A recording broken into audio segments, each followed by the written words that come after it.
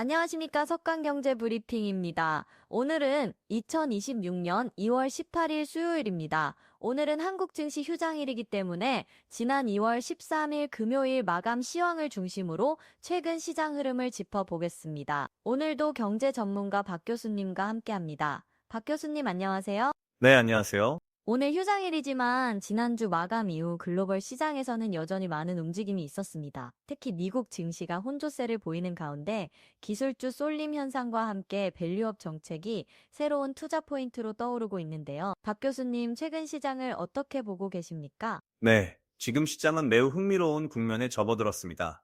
한편으로는 인공지능과 반도체를 중심으로 한 기술주 랠리가 지속되고 있고, 다른 한편으로는 밸류업과 주주환원 정책이 새로운 투자 테마로 부상하고 있습니다. 특히 국내 기업들의 자사주 소각과 배당 확대가 투자자들의 관심을 끌고 있죠. 오늘 방송에서는 이런 양면적인 시장 흐름을 자세히 분석해 보겠습니다. 네, 그럼 먼저 지난 금요일 국내 증시 마감 시황부터 살펴보겠습니다. 지난 2월 13일 금요일 코스피 지수는 5,507.01로 마이너스 0.28% 하락 마감했습니다. 코스닥은 더 큰 폭으로 내려 1,106.08 마이너스 1.77% 하락했는데요. 박 교수님, 이날 시장 분위기는 어땠습니까? 네, 이날 시장은 전형적인 차별화 장세를 보였습니다.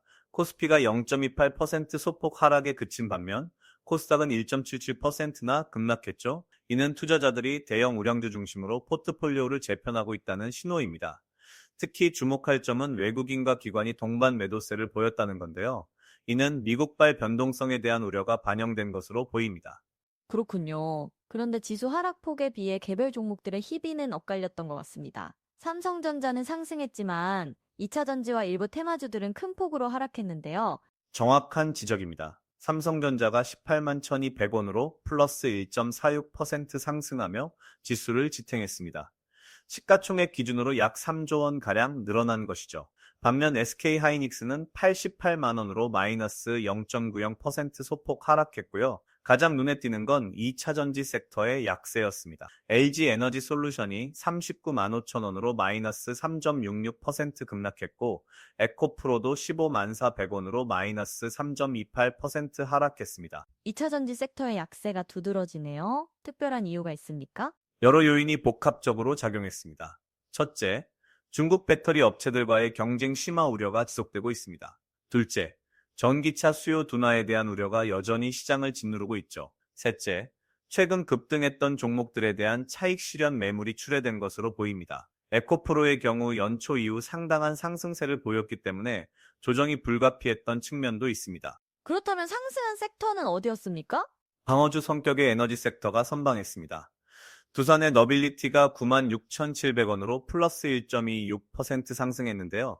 이는 원전 및 신재생 에너지에 대한 꾸준한 수요와 배당 매력이 부각된 결과입니다. 또한 삼성전자처럼 밸류업 정책과 주주환원을 강화하는 기업들의 자금이 유입되는 경향을 보였습니다. 방금 밸류업 정책 말씀하셨는데 오늘 주요 뉴스 중 하나가 에이블 CNC의 밸류업 본격화 소식이더군요. 네, 맞습니다. 에이블 CNC는 지난 금요일 11,490원으로 마이너스 4.41% 하락 마감했지만 이 회사가 발표한 밸류업 정책은 매우 주목할 만합니다. 실적 개선, 배당 확대, 자사주 소각이라는 3박자를 모두 갖췄기 때문이죠. 단기적으로는 조정을 받았지만 중장기적으로는 기업 가치 재평가가 이뤄질 가능성이 높습니다. 그럼 이제 개별 종목들을 좀 더 자세히 살펴보겠습니다. 먼저 반도체 섹터부터 시작하죠. 삼성전자와 SK하이닉스의 명암이 갈렸는데 이유가 뭘까요? 삼성전자의 상승은 여러 긍정적 요인이 겹쳤습니다. 첫째, 최근 HBM 고대역폭 메모리 개발 진전 소식이 있었습니다. 둘째, 자사주 소각과 배당 확대 등 주주환원 정책 강화 기대감이 작용했죠. 셋째, 외국인 투자자들이 연초 포트폴리오에서 삼성전자를 최다 매수한 것으로 나타났는데 이런 수급 개선도 긍정적이었습니다. 뉴스를 보니 실제로 자산가들의 연초 포트폴리오에서 삼성전자와 알파벳이 최다 매수 종목이었다고 하더군요. 정확합니다. 이는 매우 중요한 시그널입니다. 스마트 머니라고 불리는 자산가들이 삼성전자를 대거 매수했다는 것은 이 기업의 펀더멘털과 밸류에이션을 긍정적으로 본다는 의미입니다. 특히 현재 PER 기준으로 삼성전자는 글로벌 빅테크 기업들에 비해 여전히 저평가되어 있다는 평가가 많습니다. 반면 SK 하이닉스는 소폭 하락했습니다. 88만 원인데 이 가격대면 여전히 높은 수준 아닙니까? 네, SK 하이닉스는 연초 이후 상당한 상승세를 보였기 때문에 단기 차익 실현 압력을 받고 있습니다. 88만 원이라는 가격은 역사적으로 매우 높은 수준이죠. 하지만 HBM 시장에서의 독보적 위치와 AI 반도체 수요 증가를 고려하면 중장기 전망은 여전히 밝습니다. 다만 단기적으로는 고점 부담과 차익 실현 매물로 인해 변동성이 클 수 있습니다. 그렇다면 글로벌 반도체 기업들은 어떻습니까? 엔비디아 관련 뉴스도 있었는데요. 엔비디아는 매우 흥미로운 움직임을 보였습니다. 지난 2월 17일 기준으로 184.97달러, 플러스 1.18% 상승했습니다. 그런데 주목할 뉴스는 엔비디아가 ARM 지분을 전량 매각했다는 소식입니다. 엔비디아는 과거 ARM을 인수하려고 시도했었지만 규제 당국의 반대로 무산됐었죠. 이번 지분 매각은 엔비디아가 자체 기술 개발에 더 집중하겠다는 전략적 선택으로 해석됩니다. ARM 인수 시도가 무산된 것이 오히려 엔비디아에게 긍정적이었을 수도 있겠네요. 그렇게 볼 수도 있습니다. 만약 인수가 성사됐다면 막대한 자금이 묶였을 것이고 규제 리스크도 컸을 겁니다. 현재 엔비디아는 AI 칩 시장에서 독보적 위치를 차지하고 있고 자체 기술력으로 충분히 성장할 수 있는 상황입니다. 오히려 ARM 인수 부담 없이 핵심 사업에 집중할 수 있게 된 것이 장기적으로는 더 나은 선택이었을 수 있습니다. TSMC는 어떻습니까? TSMC는 364.20달러로 마이너스 0.59% 소폭 하락했습니다. 큰 변동은 없었지만 TSMC는 여전히 글로벌 반도체 파운드리 시장의 절대 강자입니다. 특히 3나노, 2나노 공정 기술에서 앞서 있고 엔비디아와 애플 같은 빅테크 기업들의 주요 파트너죠. 단기 주가 변동보다는 중장기 기술 경쟁력과 수주 상황을 봐야 합니다. 이제 다른 섹터로 넘어가 보죠. 2차 전지 외에 에너지 관련주들은 어땠습니까? 에너지 섹터는 희비가 엇갈렸습니다. 두산의 너빌리티는 플러스 1.26% 상승하며 선방했지만 한화솔루션은 45,900원으로 마이너스 3.47% 급락했고 한화오션도 129,800원으로 마이너스 1.52% 하락했습니다. 이는 태양광 및 해상풍력 섹터에 대한 우려가 반영된 것으로 보입니다. 한화 계열사들의 하락폭이 크네요. 특별한 이유가 있습니까? 하나솔루션의 경우 태양광 모듈 가격 하락과 중국 업체들과의 경쟁 심화가 부담 요인입니다. 미국 IRA 인플레이션 감축법 혜택에도 불구하고 실적 개선 속도가 기대에 못 미친다는 평가가 있습니다. 하나오션은 조선업 포항 속에서도 수주 경쟁 심화와 원자재 가격 변동성이 우려 요인으로 작용하고 있습니다. 다만 중장기적으로는 방산과 LNG 운반선 수요 증가가 긍정적 요인입니다. 바이오 섹터는 어떻습니까? HLB 관련 뉴스도 있었는데요. HLB는 51,100원으로 마이너스 2.11% 하락했습니다. 하지만 주목할 뉴스는 진양곤 의장의 지분 매입 소식입니다. 최대 주주가 자사주를 추가 매입한다는 것은 기업 가치에 대한 강한 확신을 보여주는 신호입니다. 또한 계열사들의 신약 개발 진전과 실적 개선 기대감도 반영된 것으로 보입니다. 경영진의 지분 매입은 긍정적 신호로 봐야겠네요. 네, 일반적으로 그렇습니다. 경영진이 자기 돈으로 주식을 산다는 것은 향후 주가 상승을 확신한다는 의미입니다. 특히 바이오 업종처럼 불확실성이 높은 섹터에서는 이런 신호가 더욱 중요합니다. HLB의 경우 파이프라인 진전과 글로벌 임상 결과에 따라 주가 변동성이 클 수 있지만 경영진의 지분 매입은 투자자들에게 긍정적 메시지를 전달합니다. 이제 환율과 거시경제 지표들을 살펴보겠습니다. 원달러 환율이 1444.49원으로 플러스 0.30% 상승했는데요. 박 교수님, 환율 상승 배경은 무엇입니까? 원달러 환율 상승은 여러 요인이 복합적으로 작용했습니다. 첫째, 미국 연준의 금리 정책에 대한 불확실성이 여전히 존재합니다. 시장에서는 연준이 올해 금리 인하 속도를 조절할 것이라는 전망이 우세한데 이는 달러 강세 요인입니다. 둘째, 한국 경제의 수출 둔화 우려가 있습니다. 특히 반도체를 제외한 주요 수출 품목들의 부진이 원화 약세 압력으로 작용하고 있죠. 1444원 되면 상당히 높은 수준 아닙니까? 네, 역사적으로 보면은 높은 수준입니다. 작년 하반기 1,300원대까지 내려갔던 것을 고려하면 100원 이상 상승한 것이죠. 이는 수출 기업들에게는 긍정적이지만 수입 물가 상승과 인플레이션 압력으로 작용할 수 있습니다. 특히 에너지와 원자재 수입 비중이 높은 한국 경제에서는 환율 상승이 물가 부담으로 이어질 수 있습니다. 미국 국채 금리는 어떻습니까? 미국 10년물 국채 수익률은 4.05%로 마이너스 0.1, 0% 하락했습니다. 이는 안전자산 선호 심리가 작동했다는 신호입니다. 투자자들이 주식시장의 변동성을 우려해 채권 시장으로 자금을 이동시킨 것이죠. 4.05% 수준은 여전히 높은 편이지만 최근 고점 대비로는 하락한 상태입니다. 금리 하락이 주식 시장에는 긍정적 아닙니까? 일반적으로는 그렇습니다. 금리가 하락하면 기업들의 자금 조달 비용이 낮아지고 주식의 상대적 매력도가 높아지죠. 하지만 현재 상황은 조금 복잡합니다. 금리 하락이 경기도나 우려 때문이라면 오히려 부정적일 수 있습니다. 현재는 인플레이션 압력이 완화되면서 금리가 하락하는 긍정적 시나리오와 경기도나 우려로 안전자산 선호가 강화되는 부정적 시나리오가 혼재되어 있습니다. WTI 유가는 어떻습니까? WTI 원유는 62.37달러로 플러스 0.06% 소폭 상승했습니다. 60달러 초반대는 비교적 안정적인 수준입니다. OPEC 플러스의 감산 정책과 글로벌 수요 회복 기대가 유가를 지탱하고 있지만 미국의 셰일 오일 증산과 경기 둔화 우려가 상승을 제한하고 있습니다. 현재로서는 60에서 70달러 사이에서 박스권 움직임을 보일 것으로 예상됩니다. 금 가격이 눈에 띄게 올랐네요. 네, 금 가격이 4,952 정구영 달러로 플러스 1.43% 급등했습니다. 온스당 거의 5,000달러에 육박하는 역사적 고점 수준입니다.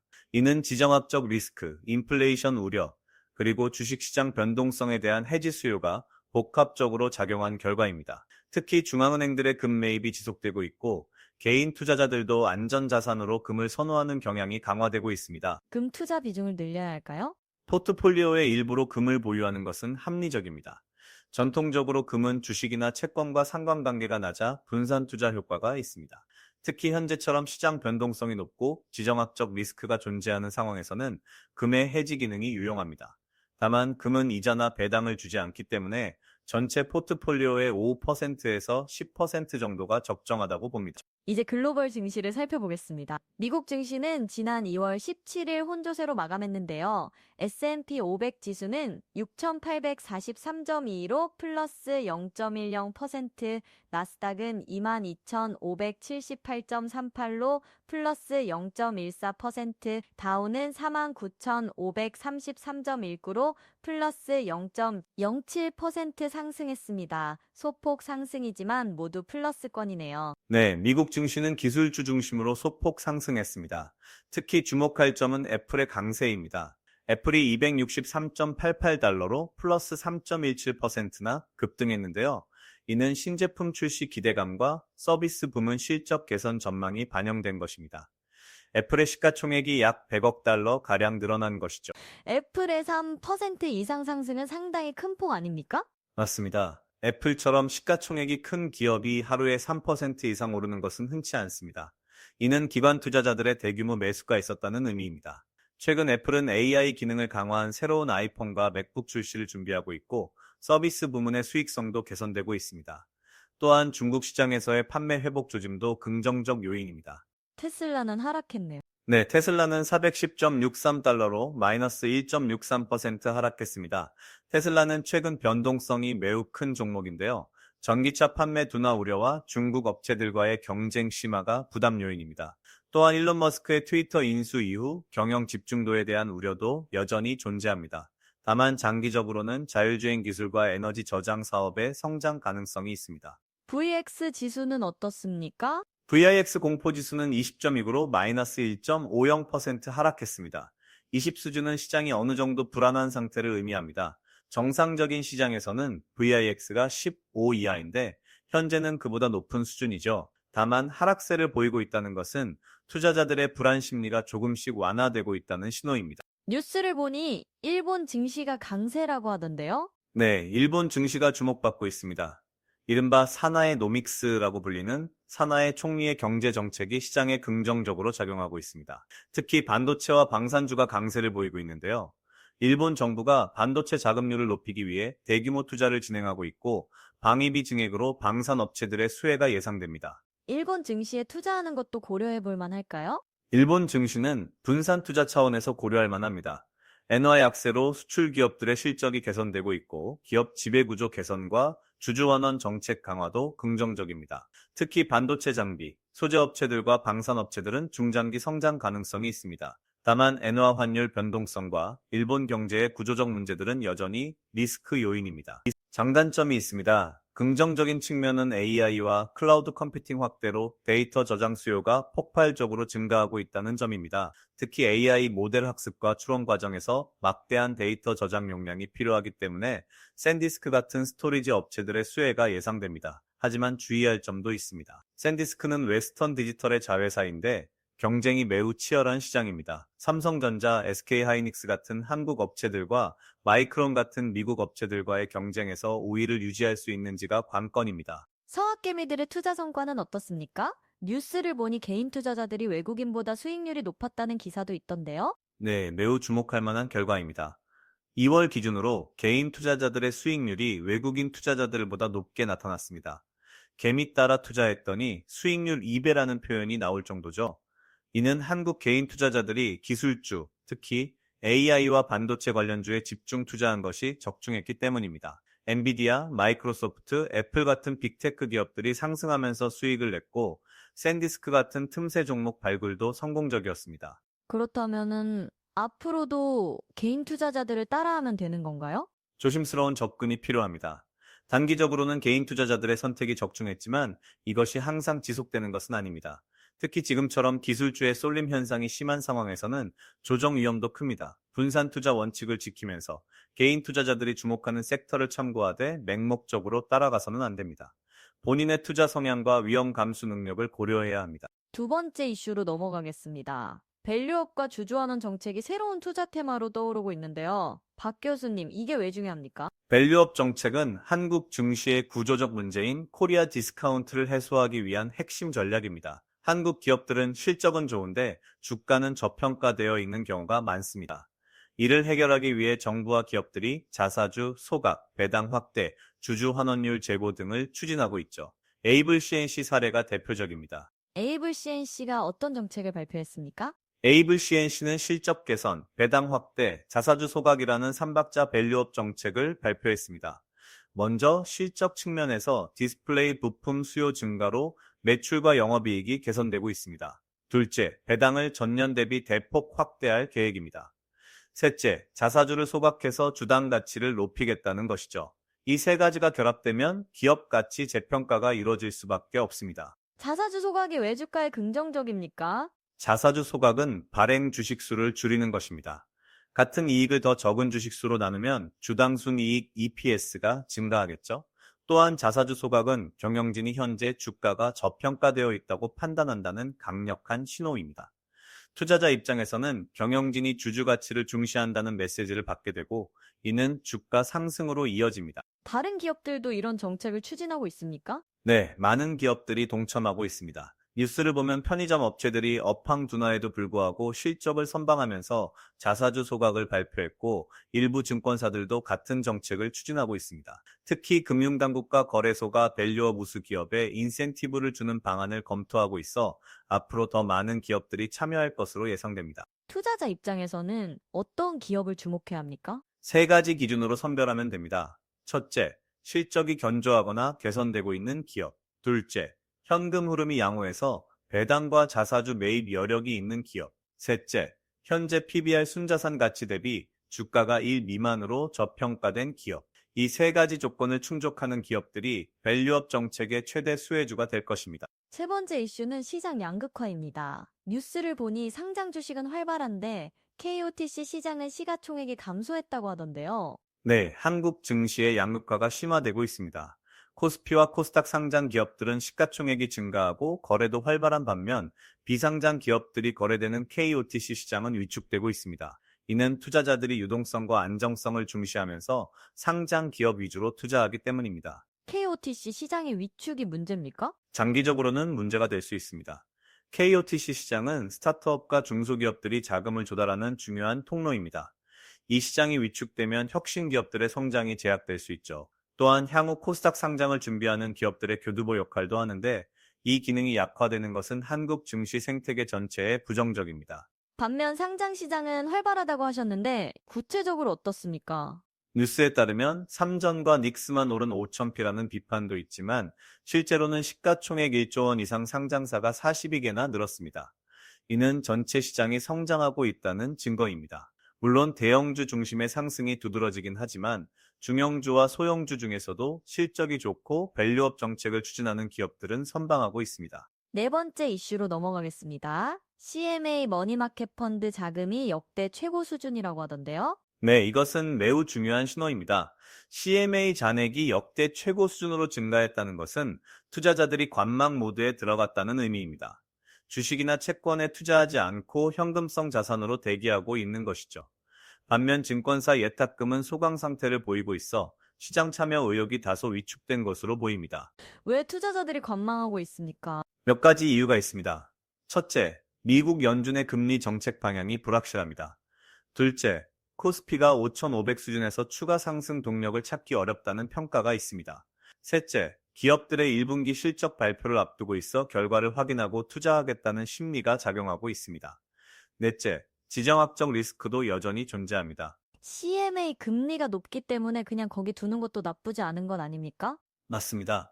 현재 CMA 금리가 연 3% 후반에서 4% 초반 수준인데 이는 상당히 매력적인 수익률입니다. 특히 원금 손실 위험이 거의 없다는 점에서 안전 자산으로서의 가치가 있죠. 다만 장기적으로 보면 주식 투자 수익률이 CMA보다 높을 가능성이 크기 때문에 적절한 타이밍에 주식 시장에 재진입하는 전략이 필요합니다. 다섯 번째 이슈는 증권업계의 보안 강화입니다.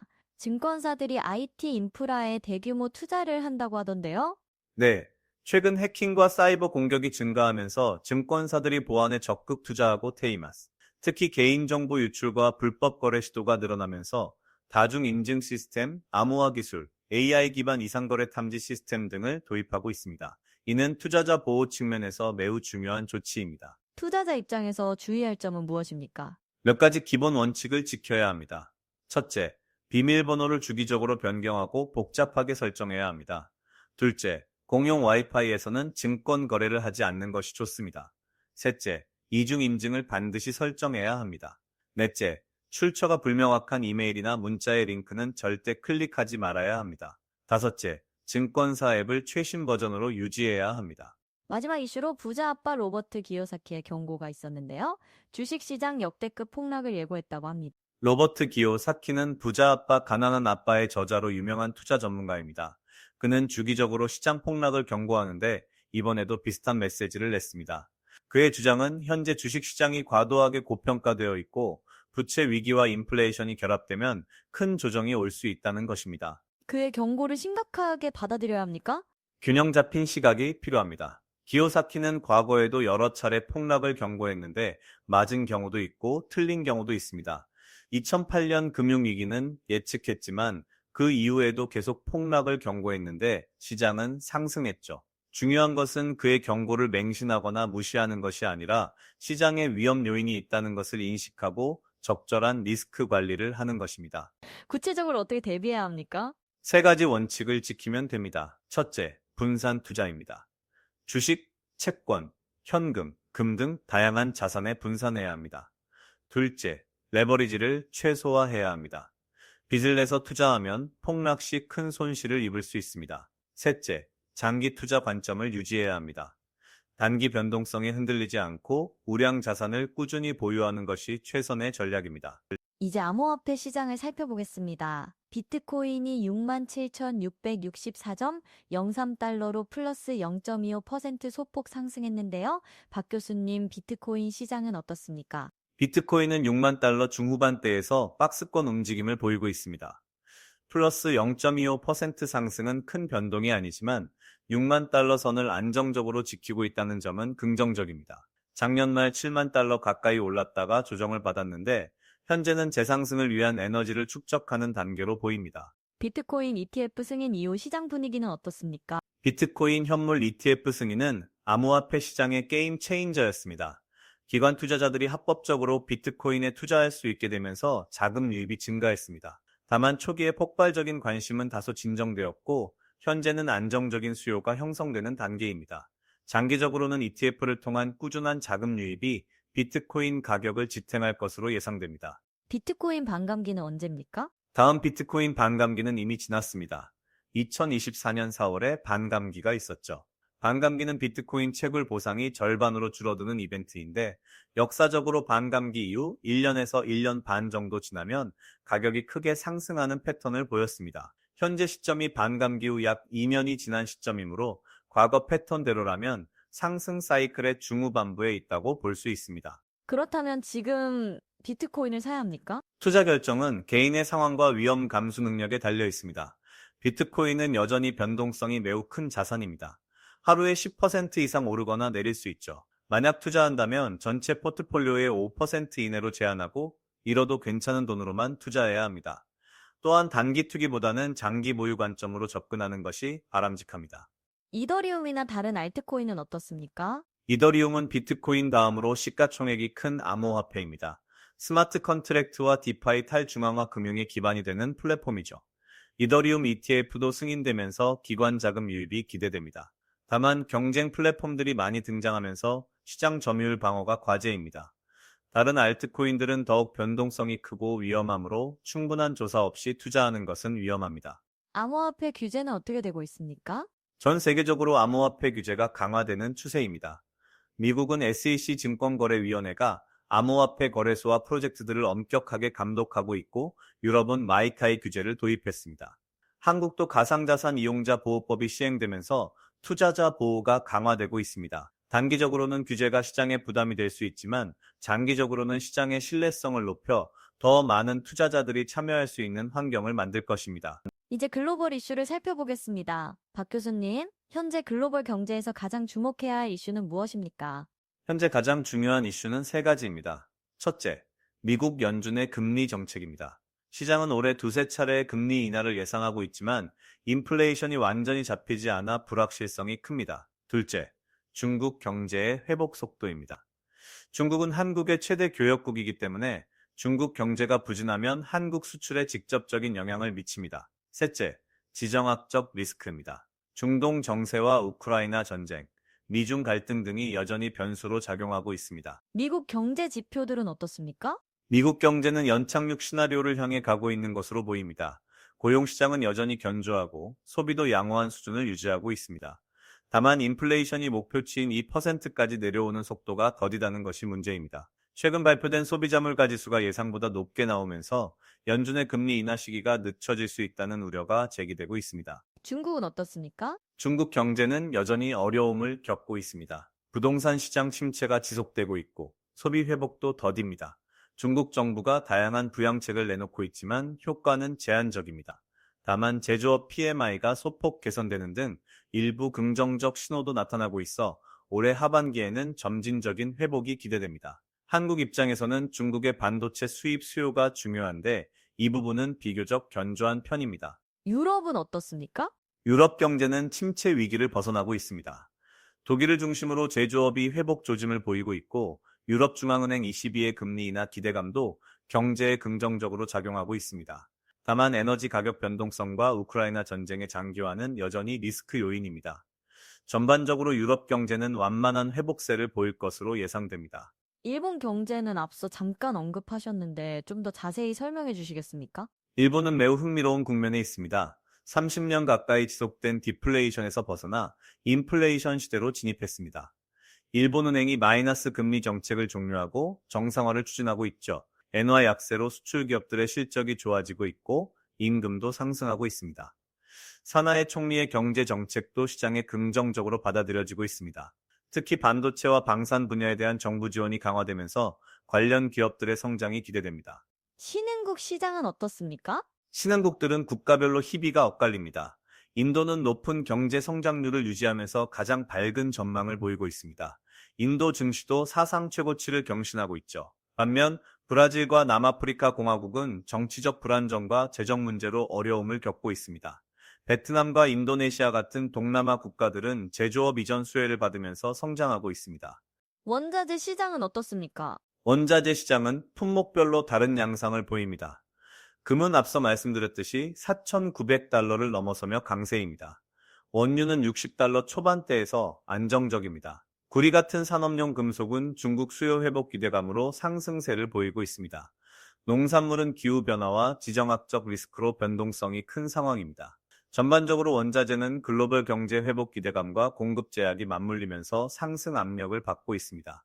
이제 향후 주요 일정과 투자 전략을 정리해 보겠습니다. 박 교수님, 이번 주와 다음 주에 주목해야 할 이벤트는 무엇입니까? 이번 주는 미국이 프레지던트 데이 연휴로 월요일이 휴장이었습니다. 한국도 오늘 수요일이 휴장이고요. 주요 이벤트로는 미국의 FOMC 의사록 공개가 예정되어 있습니다. 이를 통해 연준 위원들의 금리 정책 방향을 가늠할 수 있습니다. 또한 엔비디아를 비롯한 주요 기술 기업들의 실적 발표가 이어질 예정입니다. 국내에서는 주요 기업들의 사업 보고서 제출 마감이 다가오고 있어 배당과 밸류업 정책 관련 공시들이 쏟아질 것으로 예상됩니다. 엔비디아 실적이 중요하겠네요. 매우 중요합니다. 엔비디. 3월에는 어떤 이벤트들이 있습니까? 3월은 매우 중요한 달입니다. 첫째, 미국 연준의 FOMC 정례 회의가 있습니다. 금리 동결이 유력하지만 향후 정책 방향에 대한 파월 의장의 발언이 시장을 움직일 것입니다. 둘째, 국내 기업들의 사업 보고서 공시가 마무리되면서 배당 기준일이 확정됩니다. 배당 투자자들은 이 시기를 주목해야 합니다. 셋째, 중국의 양회 전국 인민대표대회가 열려 경제 정책 방향이 발표됩니다. 넷째, 일본은행의 정책 회의도 예정되어 있어 엔화 환율 변동성이 클 수 있습니다. 사업 보고서에서 특히 어떤 부분을 봐야 합니까? 세 가지를 중점적으로 봐야 합니다. 첫째, 배당 정책입니다. 배당금 규모와 배당 성향이 전년 대비 어떻게 변했는지 확인해야 합니다. 둘째, 자사주 매입 및 소각 계획입니다. 밸류업 정책을 추진하는 기업들은 구체적인 자사주 계획을 공시합니다. 셋째, 올해 사업 계획과 투자 방향입니다. 특히 신규 사업이나 설비 투자 계획은 미래 성장성을 가늠하는 지표입니다. 2월 말과 3월 초 시장 전망은 어떻습니까? 단기적으로는 변동성이 클 것으로 예상됩니다. 미국 주요 기업들의 실적 발표가 이어지면서 기술주 중심으로 등락이 반복될 것입니다. 국내 시장은 배당락 시즌을 앞두고 배당주들의 수급 변화가 예상됩니다. 코스피는 5,400에서 5,600 사이의 박스권에서 움직일 가능성이 높습니다. 다만 엔비디아 같은 빅테크 기업들의 실적이 호조를 보이고 중국 경제 지표가 개선된다면 5,700 돌파도 가능합니다. 투자자들은 어떤 전략을 취해야 합니까? 현재 시점에서는 세 가지 전략을 병행하는 것이 좋습니다. 첫째, 핵심 포트폴리오는 우량 대형주 중심으로 유지하되 변동성에 대비해 현금 비중을 20% 정도 확보해야 합니다. 둘째, 밸류업과 배당을 동시에 추구하는 기업들에 관심을 가져야 합니다. 삼성전자, 두산의 너빌리티, ABCNC 같은 기업들이 대표적입니다. 셋째, 기술주 투자는 선별적으로 접근해야 합니다. AI와 반도체는 여전히 유망하지만 고평가 논란이 있는 종목들은 조정 가능성을 염두에 두어야 합니다. 섹터별로는 어떻게 접근해야 합니까? 섹터별 전략을 말씀드리겠습니다. 반도체는 삼성전자와 SK 하이닉스 중심으로 접근하되 단기 과열 구간에서는 분할 매수하는 것이 좋습니다. 2차 전지는 당분간 조정이 예상되므로 관망하거나 소량만 보유하는 것이 안전합니다. 에너지와 원전 관련주는 배당 매력과 정책 수혜가 있어 중장기 보유할 만합니다. 금융주는 금리 인하 시기가 다가오면서 수익성 압박이 있지만 밸류업 정책 수혜주는 관심을 가질 만합니다. 바이오는 변동성이 크므로 소액으로만 접근하되 임상 결과 같은 이벤트를 주시해야 합니다. 해외 투자는 어떻습니까? 해외 투자도 분산의 일환으로 고려할 만합니다. 미국 시장은 S&P 500 ETF나 나스닥 ETF를 통해 접근하는 것이 안전합니다. 개별 종목으로는 애플, 마이크로소프트, 구글 같은 빅테크와 엔비디아 같은 AI 관련주가 여전히 유망합니다. 일본은 반도체 장비와 소재주, 방산주에 관심을 가질 만합니다. 인도는 성장성이 높지만 밸류에이션 부담이 있으므로 신중해야 합니다. 베트남과 인도네시아 같은 동남아 시장도 장기 투자 관점에서 고려할 수 있습니다. 환율 변동에는 어떻게 대비해야 합니까? 환율은 투자 수익률에 큰 영향을 미칩니다. 현재 원달러 환율이 1,444원 수준인데 향후 방향성이 불확실합니다. 만약 미국이 금리를 빠르게 인하하면 달러 약세로 환율이 하락할 수 있고 반대로 금리 인하가 지연되면 환율이 더 오를 수 있습니다. 해외 자산 투자 시에는 환해지 여부를 신중히 결정해야 합니다. 단기 투자라면 환해지가 안전하지만 장기 투자라면 환차익 기회도 고려할 수 있습니다. 개인 투자자들이 가장 조심해야 할 점은 무엇입니까? 세 가지를 강조하고 싶습니다. 첫째, 레버리지 투자를 절대 하지 말아야 합니다. 신용이나 미술을 이용한 투자는 변동성이 큰 시장에서 치명적일 수 있습니다. 둘째, 테마주나 작전주에 현혹되지 말아야 합니다. SNS나 유튜브에서 떠도는 소문만 믿고 투자하면 큰 손실을 입을 수 있습니다. 셋째, 손절매 원칙을 지켜야 합니다.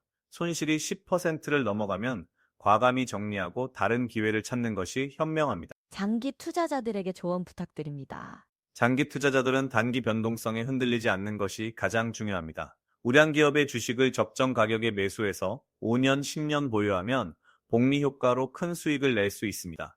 특히 배당을 꾸준히 주는 기업에 투자하면 배당 재투자를 통해 수익률을 극대화할 수 있습니다. 또한 정기적으로 적립식 투자를 하면 시장 타이밍 리스크를 줄일 수 있습니다. 매월 일정 금액을 투자하는 것만으로도 장기적으로는 좋은 성과를 낼 수 있습니다. 은퇴 자금을 준비하는 투자자들은 어떻게 해야 합니까?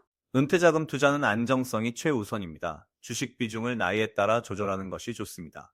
일반적으로 100-나이 공식을 적용합니다. 예를 들어 50세라면 주식 50%, 채권과 현금 50%로 구성하는 것이죠. 주식 투자 시에도 배당주 중심으로 포트폴리오를 구성하고 변동성이 큰 기술주나 테마주는 피하는 것이 안전합니다. 또한 연금저축이나 IRP 같은 세제 혜택 계좌를 최대한 활용해야 합니다. 청년 투자자들에게는 어떤 조언을 하시겠습니까? 청년 투자자들은 시간이라는 최고의 자산을 가지고 있습니다. 따라서 공격적인 투자가 가능합니다. 성장주와 기술주 비중을 높게 가져갈 수 있고 일부는 암호화폐 같은 고위험 자산에도 투자할 수 있습니다. 하지만 기본 원칙은 지켜야 합니다. 생활비는 절대 투자하지 말고 비상금을 먼저 확보한 후 여유 자금으로만 투자해야 합니다. 또한 투자 공부를 게을리하지 말아야 합니다. 재무제표 읽는 법, 기업 분석 방법, 거시경제 이해 등 기본기를 탄탄히 다져야 장기적으로 성공할 수 있습니다. 마지막으로 이번 주 투자 포인트를 정리해 주시죠. 네, 이번 주 핵심 포인트는 세 가지입니다. 첫째, 미국 빅테크 기업들의 실적 발표에 주목해야 합니다. 특히 엔비디아 실적은 기술주 전체의 방향을 결정할 것입니다. 둘째, 국내 기업들의 밸류업 정책 공시를 면밀히 살펴봐야 합니다. 자사주 소각과 배당 확대를 발표하는 기업들은 투자 기회가 될 수 있습니다. 셋째, 환율과 금리 동향을 계속 모니터링해야 합니다. 원달러 환율이 1,500원을 넘어서면 수출주에 관심을 가지고 미국 금리가 하락 신호를 보이면 성장주 비중을 늘리는 전략이 유효합니다. 시장 변동성에 대비한 리스크 관리 방법도 말씀해 주시죠. 리스크 관리는 5가지 원칙으로 정리할 수 있습니다. 첫째, 분산 투자입니다. 한 종목의 전체 자금의 10% 이상 투자하지 않는 것이 안전합니다. 둘째, 손절매 라인을 정하고 지키는 것입니다. 보통 매수가 대비 마이너스 10%에서 15%가 적정합니다. 셋째, 포트폴리오를 정기적으로 리밸런싱 하는 것입니다. 분기마다 한 번씩 비중을 조정하면 위험을 줄일 수 있습니다. 넷째, 현금 비중을 항상 유지하는 것입니다. 급락 시 저가 매수 기회를 잡으려면 현금이 필요합니다. 다섯째, 감정적 투자를 피하는 것입니다. 공포와 탐욕에 휘둘리지 않고 원칙을 지켜야 합니다. 벌써 오늘 방송을 마무리할 시간이 되었습니다. 박 교수님, 오늘 방송 내용을 한 문장으로 정리해 주신다면요? 현재 시장은 AI와 반도체 중심의 기술주 랠리와 밸류업 정책이라는 두 가지 투자 테마가 공존하는 국면이므로 두 영역을 균형 있게 포트폴리오에 담으면서 변동성에 대비한 리스크 관리를 철저히 하는 것이 최선의 전략입니다. 네, 명쾌한 정리 감사합니다. 오늘은 지난 2월 13일 금요일 마감 시황을 중심으로 최근 시장 흐름을 분석해 봤습니다. 코스피가 5,507.01로 소폭 하락했지만 삼성전자를 비롯한 우량주들은 선방했고 밸류업 정책이 새로운 투자 기회로 부상하고 있다는 점을 확인했습니다. 미국 증시는 기술주 중심으로 소폭 상승했고 특히 애플이 강세를 보였습니다. 환율은 1,444원대로 상승했고 금 가격은 4,900달러를 넘어서며 역사적 고점을 경신했습니다. 네, 감사합니다. 시청자 여러분도 성공 투자하시기 바랍니다. 지금까지 석간 경제 브리핑이었습니다. 시청해주셔서 감사합니다. 좋은 저녁 되시오.